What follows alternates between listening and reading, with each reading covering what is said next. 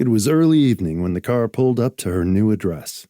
Fifth Avenue was crowded, and so were the side streets. It was fun to be surrounded by all the noise and activity. She wouldn't hear it on the 60th floor. Her view stretched to both rivers and included the Empire State Building. The realtor had mentioned a number of famous people who lived in the building. 2 senators and a congresswoman, a famous writer, and several actors. Notably, Sam Stewart, the Oscar-winning actor, had the other half of the penthouse floor. They each had their own express elevator, so they never had to see each other or other residents, or wait for the elevator. They had total privacy. A hedge separated his terrace from hers.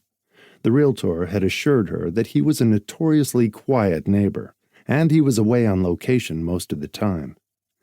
Kezia remembered that his wife had died in a helicopter accident while filming a movie 2 years before. She was an equally famous actress, and they had been a legendarily happy Hollywood couple with a solid marriage, which ended in tragedy. Since Kezia and Sam Stewart had separate elevators, she would never see him, although she had seen most of his movies. He was a man of immense talent, strikingly handsome, and the realtor referred to him as a recluse. So at least he wouldn't be giving parties on his half of the terrace, which she would be able to hear, even though she couldn't see him.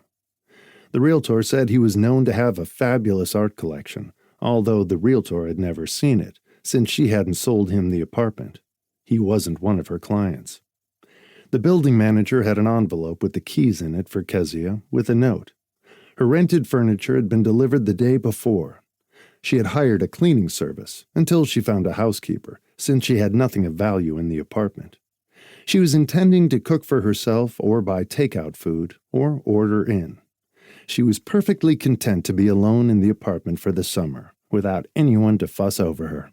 She liked being independent, after having been alone for 5 years.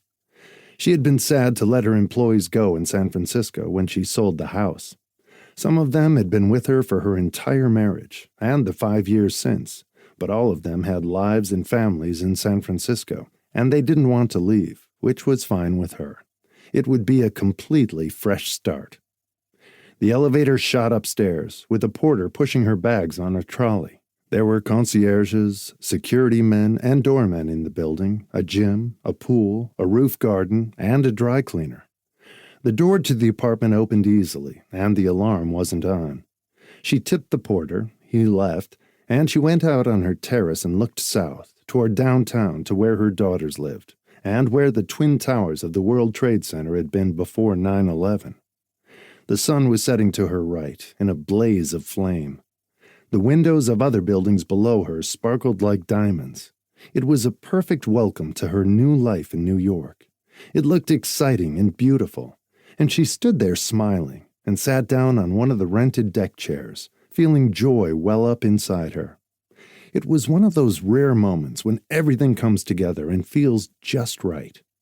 It couldn't have been better. It was perfect. Welcome to New York, she whispered to herself. She loved it.